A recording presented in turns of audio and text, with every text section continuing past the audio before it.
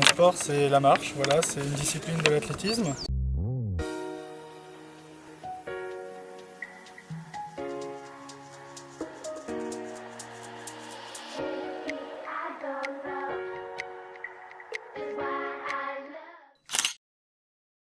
Moi, j'ai commencé l'athlétisme en 2000 par un peu de tout. J'ai fait bien sûr un peu de demi-fond, ce qui se rapproche le plus de la marche. Et puis en essayant de me moquer un peu de la technique, mon premier entraîneur m'a détecté. C'est une épreuve où on n'a pas le droit de courir, on doit marcher. Donc le but est de toujours garder au moins un contact au sol. Et c'est une épreuve d'endurance, voilà, qui ressemble beaucoup au marathon ou au semi-marathon.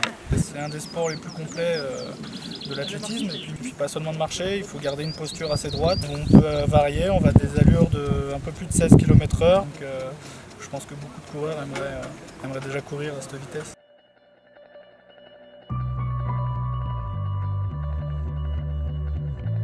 J'ai pu me qualifier quand même assez aisément. J'avais même prévu de me qualifier plus tôt pour Rio, le 13 mars, seulement j'ai eu un problème dans ma préparation, je me suis blessé aux ischio-jambiers, donc ça a dû retarder les choses. Maintenant le choix a été fait de préparer exclusivement Rio. Je vais me concentrer seulement sur les interclubs, donc ça va vraiment être axé sur que de la préparation, de l'entraînement et avec qu'un seul objectif, Rio.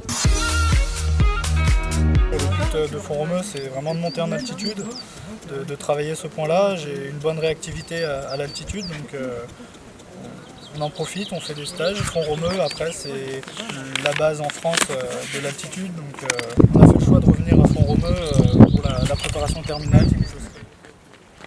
Johan nous a beaucoup aidé avec ses titres de champion d'Europe, ses records du monde. Il a donné une autre image de la marche, mais encore au grand public, ça reste un peu quelque chose de bizarre.